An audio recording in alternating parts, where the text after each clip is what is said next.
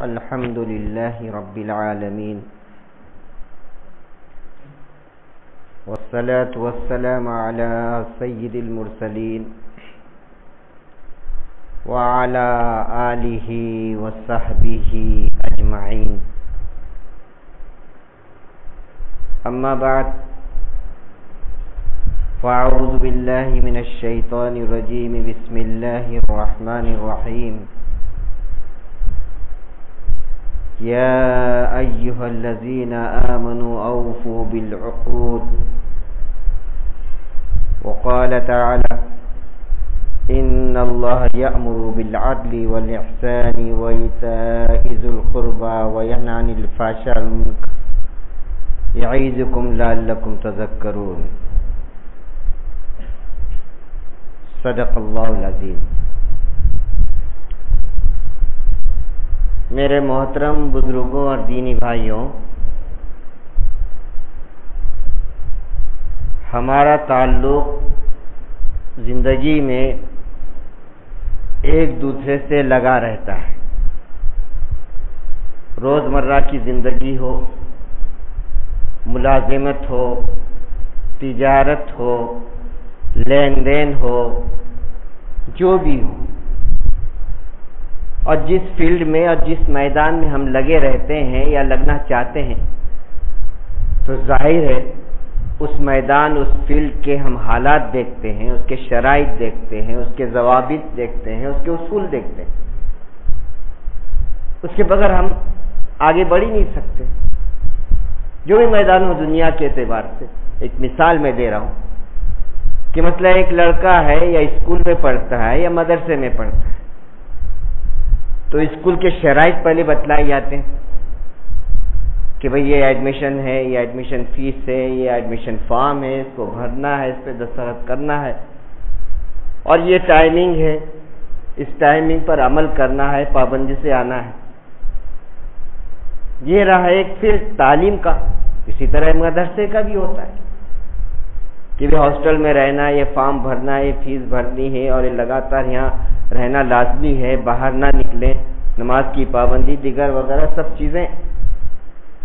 آگے بڑھیے، جب ملازمت یا سروس کا معاملہ آتا ہے، وہاں بھی دیکھیے جس فیلڈ میں، جس سروس میں آپ جاتے ہیں، تو وہاں بھی ہوتا ہے. ایک کمپنی مان لیجیے، کمپنی والا بھی آپ کو ایک فارم دے گا، آپ کے تجربے پوچھے گا، آپ کی ڈگری پوچھے گا، آپ کی لیاقت پوچھے گا.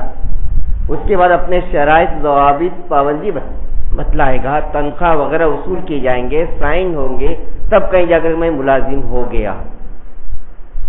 یہ چند باتیں ہیں جو ہمارے ذہن میں رہتی ہیں. اسی طرح یہی جو روزمرہ چلتا ہے، اس سے معاہدہ، اس سے پیک، اس سے لکھائی، اس سے پڑھائی.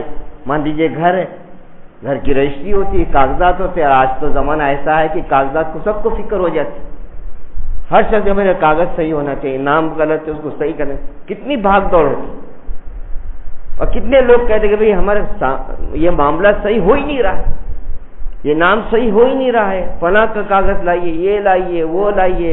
گھر کا مسئلہ ہو، رجسٹری کا مسئلہ ہو، کھیت کا مسئلہ ہو، دکان کا مسئلہ ہو، غرض کے جتنے بھی شعبے ہیں سب میں ہم اصول جانتے ہیں، سب کے شرائط ہم جانتے ہیں، جاننے کی کوشش کرتے ہیں، اور معلوم ہوتا ہے کہ ان شرط پر ہم نہیں چلیں گے تو ہماری زندگی نامکمل ہو جائے گی. اسی طرح آئیے اب ہم اپنے دین میں داخل ہیں، تو کیا دین میں داخل ایسی بے شرط ہو گئے، بے اصول ہو گئے، بے ضوابط ہیں؟ کوئی طریقہ، کوئی قانون، کوئی ضابطہ ہے ہی نہیں. ہرگز ایسا نہیں. بلکہ جتنے اصول ہمارے اسلام میں، شریعت میں، دین اسلام میں بتلائے، کسی اور مذہب میں ہے ہی نہیں. یہ چیلنج، کیونکہ اسلام ایک فطری مذہب ہے. ہر انسان اس میں غور کرتا ہے، اور کھلی اس کو ایک آزادی دی جاتی ہے کہ اپنے عقل سے، اپنی فکر سے، اپنے تجربے سے، اپنی لیاقت سے، اپنے علمی اعتبار سے، اپنے تجربے سے غور کرے اور جان لے کہ یہ مذہب کیسا ہے. اور مذہب کی چند چیزیں بھی غور نہ کرے اس کے بھی تمام شعبے ہیں. مذہب ایک کسی ایک شعبے کا نام نہیں. آج ہم نے اپنی فضا میں اور موجودہ دور میں اپنے اصول کو، اپنے اسلامی ضوابط کو، اپنے اسلامی قوانین کو خلط ملط کر دیا ہے. وہ جیسا ماحول چلا ہم بھی چاہتے ہیں کہ اسی ماحول میں ہم اپنی زندگی گزاریں. ہرگز ہم کامیاب ہونے والے نہیں. انہوں نے چند رسمیں ادا کی، یا رسم کا نام ہی ان کا مذہب یا دھرم ہے. ہمارے یہاں رسم نہیں، ہمارے یہاں عبادت ہے. ہمارے یہاں ایسا حکم ہے کہ جس سے کرنے سے اللہ راضی ہو جاتا ہے. رسول اکرم صلی اللہ علیہ وسلم خوش ہو جاتے ہیں. وہ یہ قوانین ہے، صرف رسم نہیں ہے. لیکن اپنی کاہلی اور اپنی غفلت کی وجہ سے ہمارا بھی رونا اسی طرح ہے. ہماری بھی عبادتیں رسمیں بنی ہے. ہماری تمام اصول جو قوانین تھے، جو فطری مذہب پر مبنی تھے، ایک انسانی فطری چیز پر ایک مبنی تھے، ہم نے اس کو ایک یا تو وزن سمجھ لیا، بوجھ سمجھ لیا، یا تو رسم پہ اس کو مبنی سمجھ لیا، جبکہ ہرگز ایسا نہیں. بہرحال میں اپنی تمہید کو کم کر کے اصل اصول پہ آتا ہوں. اللہ تعالی نے مومنوں سے فرمایا، یا ایھا الذین آمنوا اوفوا بالعقود، اے ایمان والو عقود کو پورے کرو. عقود کیا ہے؟ عقد معنی آتے ہیں جس کو ہم انگریزی میں پیکٹ کہتے ہیں، معاہدہ کہتے ہیں. اس کو پورا کرو. اب یہ معاہدے، یہ عہد، یہ پیمانہ، یہ پیکٹ ہے کیا؟ وہ نبی اکرم صلی اللہ علیہ وسلم کے ذریعے ہم کو بتلا دیا ہے. یعنی پورا قرآن مجید، اللہ کی کتاب، نبی اکرم صلی اللہ علیہ وسلم کی پوری سنت، پورا نمونہ یہ پیکٹ ہے، یہ عہد ہے. اسی پہ عمل کرنا ہے. اور یہ تمام چیزیں پورے انسان کی زندگی کے جتنے بھی شعبے ہیں، آخرت کے علاوہ دنیا میں بھی اللہ تعالیٰ نے ایسا نہیں کسی بھی آخرت کی فکر کر لیا اور آخرت کو سدھار دو، ہرگز ایسا نہیں. اگر ایسا ہوتا کہ اپنی فکر کرنا ہے اور آخرت کی فکر کرنا ہے، ہم کامیاب ہو جائے بس، تو پھر یہ مسجد کی ضرورت نہیں تھی، یہ اذان کی ضرورت نہیں تھی، یہ امامت کی ضرورت نہیں تھی، یہ اجتماعی جتنی بھی چیزیں ہم رہتے ہیں اس کی کوئی ضرورت ہی نہیں تھی. کسی بھی پہاڑ میں نماز پڑھ لیجئے، کسی کوٹھی میں یا کسی جھوپڑی میں عبادت کر لیتے. کیا ایسے مذہب نہیں گزرے؟ لیکن قبول نہیں ہوا. جو عیسائی مذہب ہے یا یہودی مذہب ہے، جو اپنے آپ کو تمام ترک دنیا بھی کہہ دیتے کہ ہم سے اس کا کوئی مطلب نہیں، ہم شادی نہیں کریں گے، ہم یہ نکاح نہیں کریں گے، تو یہ لامذہبیت ہے. یہاں اسلام نے بتلایا نہیں، آپ کو نکاح بھی کرنا ہوگا اگر اس کی استطاعت رکھتے ہیں. اس کے تمام حقوق کو بھی ادا کرنا پڑے گا. تفصیل سے اس میں بات آئے گی، لیکن میں بات بتلا رہا ہوں کہ اللہ تعالیٰ نے بندوں سے جو حکم فرمایا، جو عقود بتلایا، جو عہد و پیمان بتلایا، وہ یہ ہے کہ یا ایھا الذین آمنوا اوفوا بالعقود،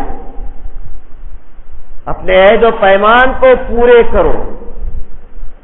اب عہد و پیمان دو قسم کے، ایک اللہ کے ساتھ ہمارا جو عہد و پیمان ہے اور ایک بندوں کے ساتھ عہد و پیمان ہے. دو قسمیں ہو گئی. اس کو عرف عام میں جیسے ہم کہتے ہیں کہ اللہ کے حقوق اور بندوں کے حقوق. اب دونوں کو لائیے. اللہ کے حقوق کو ہم نے مانا ہے، بلکہ ہمارا ایمان ہے، نماز ہے، روزہ ہے، زکوٰۃ ہے، حج ہے، تلاوت ہے، ذکر ہے، نماز با جماعت ہے، یہ سب اللہ کے حقوق ہیں. اب اس کو بھی اگر ہم سامنے رکھیں تو دوسرا شعبہ تو ابھی باقی ہے. اسی شعبے کو ہم کھول کے دیکھیں، اس میں ہماری کوتاہی غفلتی غفلت ہے. عظیم ترین عبادت نماز ہے، جب ہر مسلم بالغ عاقل پر فرض ہے، ہم سب جانتے ہیں، مکتب سے پڑھایا جاتا ہے. یہ عہد و پیمان بار بار دہرائے جاتے ہیں، یہ شرائط بار بار بتلائے جاتے ہیں. لیکن آج دیکھیے کون شخص کہتا ہے کہ میں حقیقت میں کما حق اللہ کی عبادت کا یا اللہ کے حقوق کو میں ادا کر رہا ہوں؟ ہو ہی نہیں رہا ہے۔ جب اللہ تعالیٰ نے اپنے حقوق کے بارے میں فرمایا اور اس میں ہم کوتاہی کر رہے ہیں، جبکہ اللہ تعالیٰ نے دوسرے حقوق کے بارے میں بڑی تاکید کی ہے، اس میں تو ہماری کوتاہی بلکہ ہم سمجھ بھی نہیں پاتے کہ یہ بھی اسلام میں ہے۔ جو سمجھ رہے ہیں تو اس کو رسم سمجھ لیا کہ کس کا حال ہے، یہ غیروں کا نہیں ہے، یہ اپنا معاملہ ہے۔ ہم اگر جمعہ کے دن ہفتے میں ایک نماز پڑھ لیتے جمعہ کی تو سر ہم نے بہت بڑا حق ادا کر دیا۔ یقیناً وہ نماز بالکل پڑھ لی، ثواب ملے گا، جمعہ کا حق اس کو ملے گا، لیکن پورا حق ادا کیا ہی نہیں۔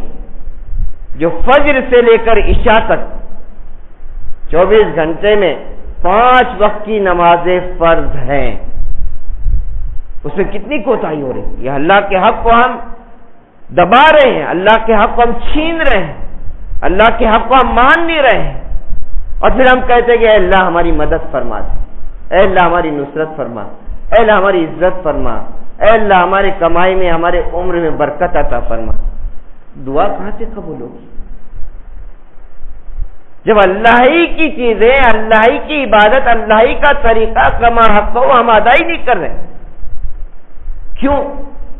کہ اللہ کا ڈر ہمارے دلوں سے نکل گیا ہے۔ یا ایھا الذین آمنوا اتقوا اللہ حق تقاته ولا تموتن الا وانتم مسلمون، اے ایمان والو اللہ سے ڈرو جیسا اس کا حق ہے ڈرنے کا۔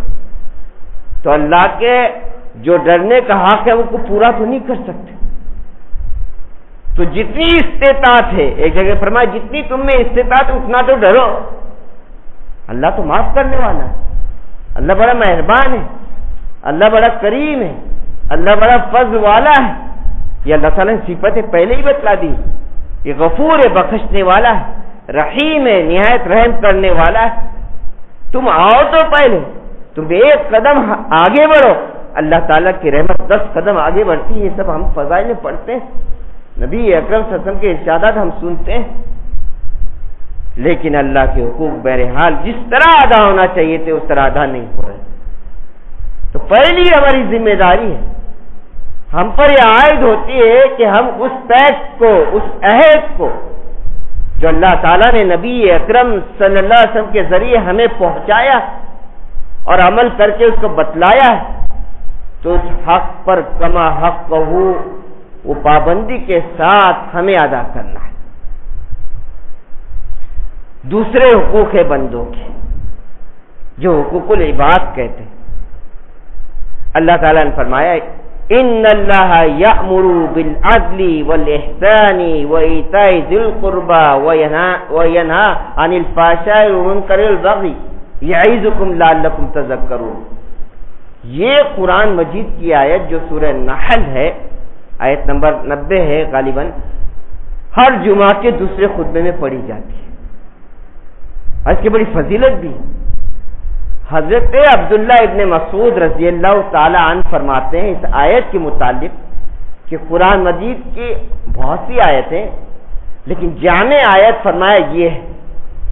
ویسے اگر اخلاص کے ساتھ توحید والی آیت اگر ہمیں جامع کہیں گے تو قل هو اللہ احد اللہ الصمد لم یلد ولم یولد ولم یکن لہ کفوا احد، یہ توحید کی جامع آیت۔ اسی طرح ایمان کے متعلق اور نجات کے متعلق، کامیابی کے متعلق اگر کوئی جامع آیت ہے والعصر ان الانسان لفی خسر الا الذین آمنوا وعملوا الصالحات وتواصوا بالحق وتواصوا بالصبر۔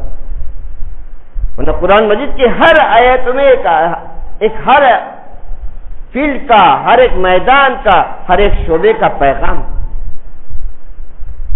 تو میرے حال یہ حضرت عبداللہ بن مسعود نے کہا کہ ایک جامع آیت ہے، اس میں معاملات بھی ہے، اللہ نے جو حکم دیا ہے اس پر بھی ہے۔ چنانچہ آیت نازل ہونے پر 2 واقعات حضرت ابن کثیر، حافظ ابن کثیر نے لکھا ہے کہ ایک قبیلے کے سردار تھے حضرت اقسم بن سیفی یہ ایمان نہیں لائے تھے، تو جب ان کو معلوم ہوا کہ نبی اکرم صلی اللہ علیہ وسلم کے ذریعے ایمان کی، اسلام کی، توحید کی دعوت دی جا رہی ہے، وہ ندا، وہ آواز ان کے کانوں پہ بھی پڑی، تو انہوں نے سوچا کہ چلے میں جا کر محمد صلی اللہ علیہ وسلم سے ملوں اور اسلام کیا ہے معلوم کروں، کون نبی ہے۔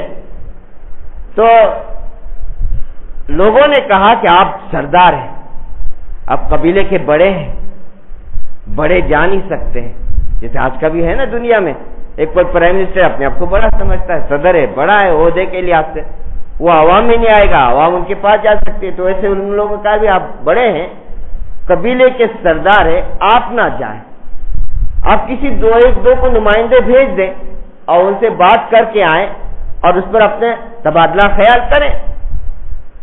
بہرحال اقسم بن سیفی جو سردار ہے انہوں نے کہا اچھا ٹھیک ہے، میں اپنے 2 آدمی کو بھیجتا ہوں۔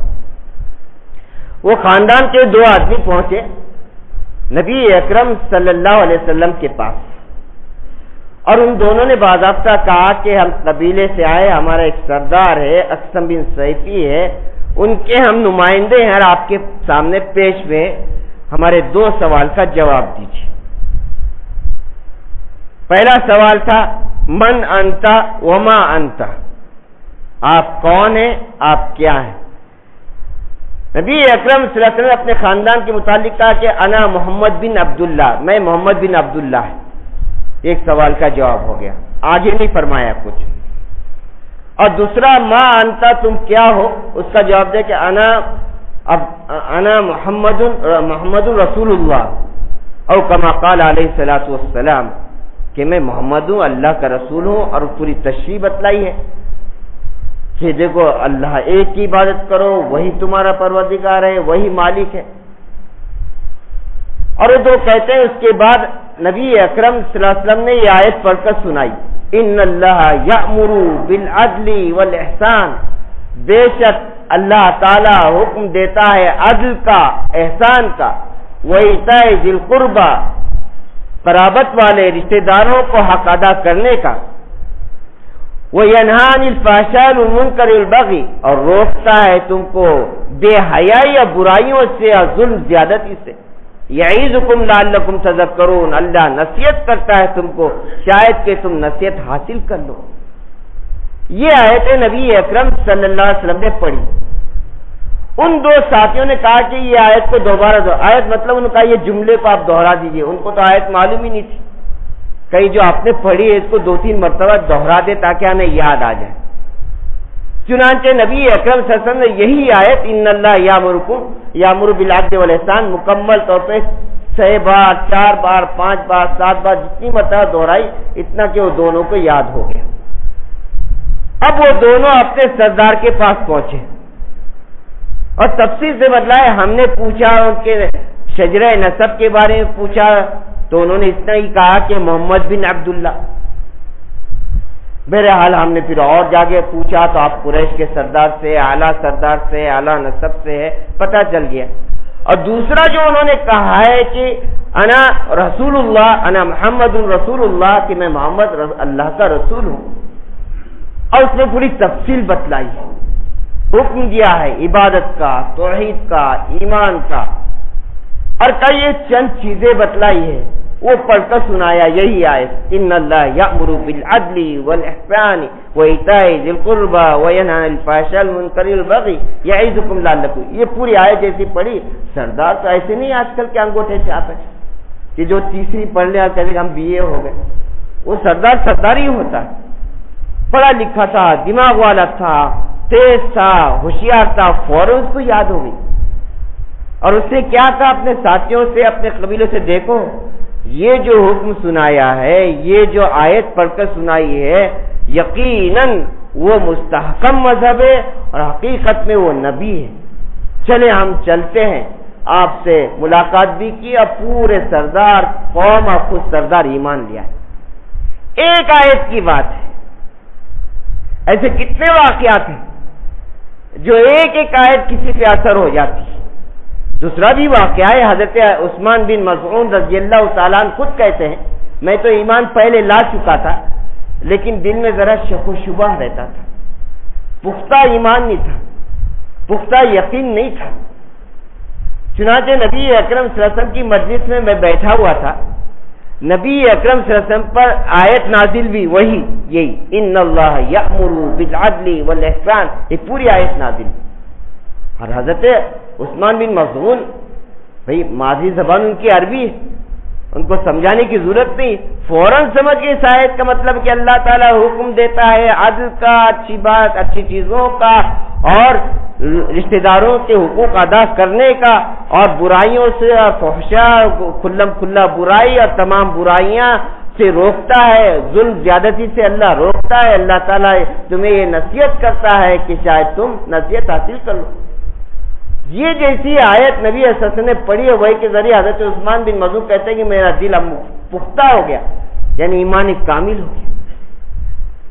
آج وہی آیتیں ہیں، کوئی بدلی نہیں، وہی قرآن ہے، کچھ بدلا ترمیم نہیں، وہی شریعت ہے، لیکن آج ہم پر اثر کیوں نہیں ہو رہا؟ وہ ایک ہی اس میں جو مسلمان نہیں تھے آیت پڑھ کر سنا دی، ان کو یاد بھی ہو گیا، دماغ میں بھی آ گیا، ایمان بھی لا رہے۔ آج ہمارے سامنے پورا قرآن ہے، آج ہمارے پورے سامنے نبی اکرم صلی اللہ علیہ وسلم کا نمونہ ہے، نبی صلی اللہ علیہ وسلم کی ایک ایک سنت ہے، محفوظ ہے، اور ہم دعوے کرتے ہیں کہ یقیناً نبی صلی اللہ علیہ وسلم کی ایک ایک سنت قیامت تک محفوظ ہے، نبی صلی اللہ علیہ وسلم کا پورا نمونہ قیامت تک کے لیے محفوظ رہے گا۔ لیکن آخر کیا وجہ ہے کہ ہم نہ ادھر بھی قائل اور ادھر بھی قائل، اللہ کے حقوق میں بھی ہم غفلت کر رہے ہیں، بندوں کے حقوق کو تو پتہ ہی چل رہا ہے کہ یہ بھی حقوق، یہ بھی ذمہ داری ہے۔ تو بہرحال آج دونوں کو دیکھنا ہے، دونوں کو سمجھنا ہے، دونوں پہ بھی عمل کرنا ہے۔ جس میں کوتاہی ہو رہی ہے اس کوتاہی کو، اس غفلت کو دور کرنا پڑے گا، تبھی ہم حقیقت میں کہے جائیں گے کہ مسلمان کامل ایمان والے، ورنہ ہمارے شور سے کوئی فائدہ نہیں ہوگا۔ ہم تو یقیناً سڑکوں پہ اعتراض کہتے ہیں ظلم ہو رہا ہے، ظلم ہو رہا ہے، ظلم ہو رہا ہے، حکومت ظالم ہے، فلاں ظالم ہے، تو یقیناً ہم بھی اسی طرح ظالم ہیں۔ وجہ یہ ہے کہ ہم اللہ کے حقوق ادا نہیں کرے تو ظالم ہوئے نہیں ہوئے، بندوں کے حقوق ادا نہیں ہو رہے، جو اللہ تعالیٰ فرمایا کہ یا ایھا الذین آمنوا اوفوا بالعقود، جتنے حقوق ہے، جتنے حقوق ہے، جتنے ایکٹ ہے، جتنے پیکٹ ہے، جتنے عہد و پیمان ہے، اس کو پورا پورا ادا کرو، یہ اللہ کا حکم ہے۔ لیکن کچھ نہیں، آپ دیکھیے معاملات کو دیکھیے، اپنے گھروں کو دیکھیے، دور نہ جائیں، امریکہ جانے کی کوئی ضرورت نہیں اور کہیں جانے کی ضرورت نہیں، اپنے گھر میں دیکھنا ہے کہ ہم کس کے حقوق ادا کر رہے ہیں۔ اللہ کے حقوق کا تو پتہ چل ہی گیا، اقرار تو کر ہی لیا ہم نے کہ یقیناً اللہ کے حقوق ادا نہیں ہو رہے، غفلت ہو رہی ہے، اللہ سے یقیناً معافی مانگی، اللہ معاف کرنے والا ہے۔ لیکن بندوں کے حقوق کے بارے میں اللہ تعالیٰ کیا فرماتا ہے؟ توبہ سے کبھی معاف نہیں ہوتے، وہ حقوق کو ادا ہی کرنا پڑے گا۔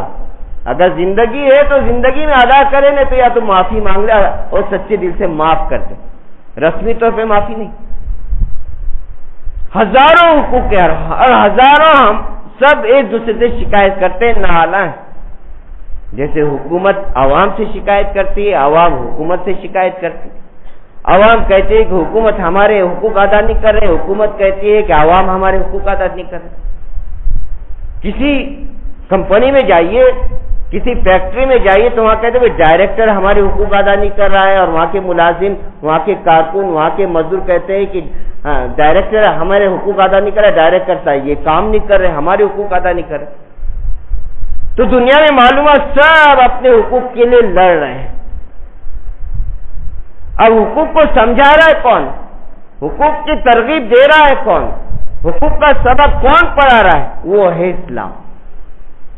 اسلام ہی نے بتلایا ہر ایک کے حقوق کے بارے میں، چاہے باپ کے حقوق ہو، چاہے ماں کے ہو، چاہے شوہر کے ہو، چاہے بیوی کے ہو، چاہے اولاد کے ہو، چاہے پڑوسی کے ہو، سب کے حقوق بتلا دیے۔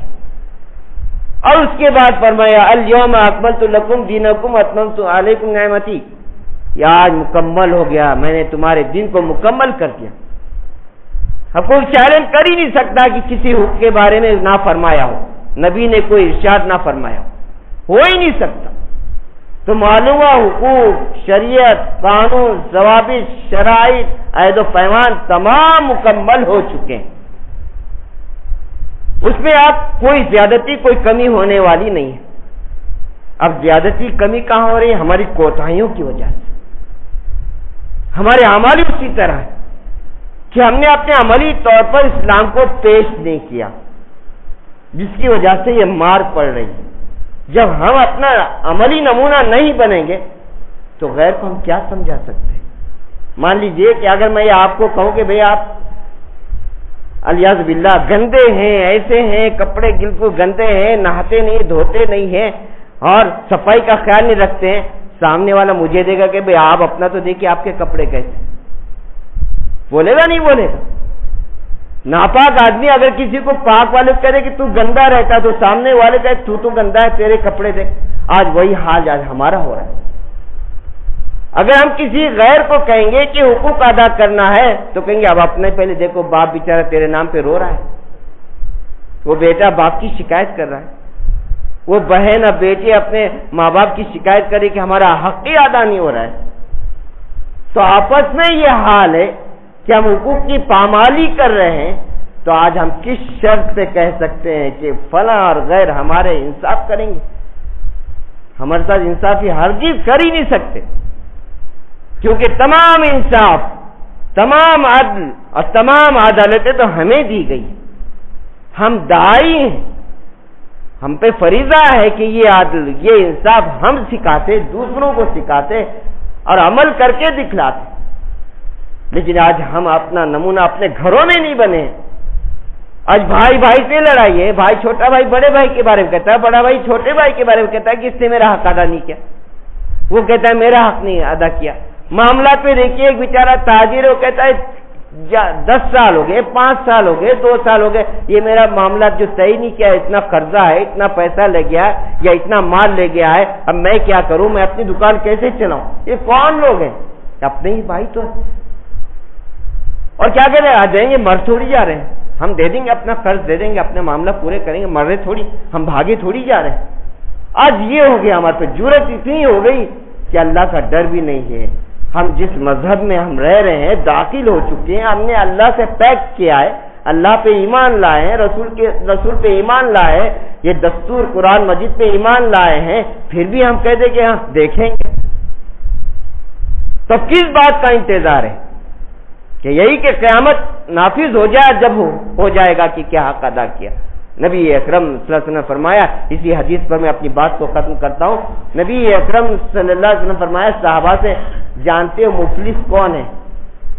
صحابہ نے کہا جس کے پاس پیسہ نہیں، مال نہیں، کھانا پینا نہیں، غریب ہے، فقیر ہے، وہ مفلس. جس کے پاس پیسہ نہیں ہے وہ مفلس ہے. یقیناً لفظی اعتبار سے ہم تو یہی کہیں گے، مفلس وہی ہے جس کے پاس کھانا نہیں، پینا نہیں ہے، رہن سہن نہیں ہے، وہ غریب ہے، مسکین ہے. نبی نے فرمایا نہیں، بلکہ پہاڑوں برابر وہ نیکیاں لائے گا اور اس کی نیکیاں ختم ہو جائے گی اور جہنم میں جائے گا. اور تشریح خود کی نبی اکرم صلی اللہ علیہ وسلم نے. صحابہ نے پوچھا کیسے؟ کہا پہاڑوں برابر، پہاڑ کے برابر جب نیکی لائے گا تو یقیناً ہمارا آپ تو کہیں گے جنتی ہیں. ہم ایک نماز پڑھ لیتے تو کہتے ہیں ہم تو جنت والے ہو گیا. جمعہ کی پڑھ لی، ہفتے میں ایک مرتبہ کہتے جنت والے ہو گئے. اور وہ پہاڑ کے برابر نیکیاں لا رہا ہے اور نبی اس کے بارے میں فرما رہے ہیں کہ وہ جنت میں نہیں جائے گا، اس کی نیکیاں ختم ہو جائے گی، وہ جہنم میں جائے گا. کیسے؟ کہا کہ جب اس کو لایا جائے گا تو سامنے پورے مطالبے ہوں گے کہ اس نے مجھے گالی دی تھی، اور وہ گالی کے بدلے میں اس کی نیکی چلی جائے گی. کوئی کہا تھا میری اس نے جگہ لے لی، ناحق قبضہ کر لیا، اس کے بدلے میں اس کی نیکی جائے گی. کوئی کہا کہ اس نے میرا حق ادا نہیں کیا تھا، وہ حق کے بدلے میں وہاں تو ڈالر اور کوئی دینار اور کوئی پیسہ تھوڑی چلنے والا ہے، وہاں تو بس نیکیاں ہی نیکیاں ہیں. اور نیکیاں کون سی؟ اچھی اچھی نیکیاں ہمارے پاس ہے کہ نہیں؟ اللہ ہی معاف کرے. کہ جو نمازیں پڑھتے ہیں اب وہ اللہ ہی معاف کرے، ورنہ حقیقت میں ہم نماز کا حق ادا کرتے ہی. حالانکہ احسان کے معنی یہی ہوتے ہیں کہ اچھی طرح ادا کرنا. نماز میں احسان کہتے ہیں خشوع خضوع سے نماز پڑھنا. تو بہرحال وہ شخص کے نیکیاں ختم ہو جائے گی. اب مطالبے کرنے والا بھی باقی ہیں، نیکیاں تو ختم ہو گئی اور بھی آیا مجھے بھی گالی دی تھی، مجھے بھی مارا تھا، مجھے بھی ظلم کیا تھا، اب کے اس پاس نیکی تو ہے ہی نہیں، اب کیا کریں گے؟ تو اللہ تعالیٰ کی طرف سے حکم ہوگا کہ تمہارے پاس جو گناہ ہے وہ اس کے سر پہ ڈالیں۔ جتنی مرتبہ گالیاں دی، جس کا کچھ لیا، کسی کا نہیں دیا، کسی کا قرض لیا اور دیا نہیں، اب تم پہ جو گناہ ہے یعنی گناہوں کا بوجھ، بدیوں کا بوجھ، وہ اس پر ڈالے۔ تو معلوم ہوا اپنی نیکیاں چلے گئی اور بالکل نیکیوں سے خالی ہو گیا اور دوسروں کے گناہ لے کر جہنم میں جا رہا ہے۔ اللہ تعالیٰ سے دعا ہے کہ اللہ تعالیٰ ہمیں عمل کی توفیق عطا فرمائے اور اللہ کے حقوق اور بندوں کے حقوق اور آپس کے حقوق کو اللہ ہمیں عمل کرنے کی توفیق عطا فرمائے، آمین۔ وما علینا الا البلاغ۔